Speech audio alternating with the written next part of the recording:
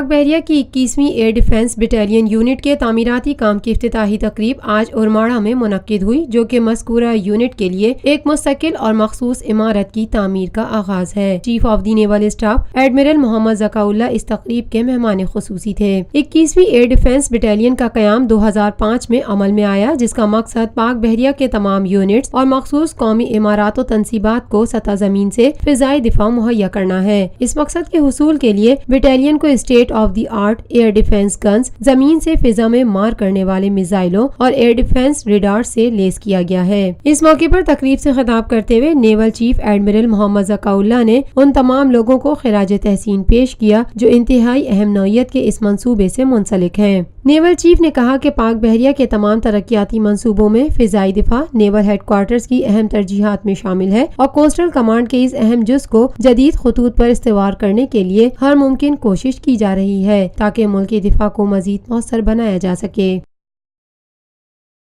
Lotus Lake Towers, a groundbreaking endeavor by Lotus Properties۔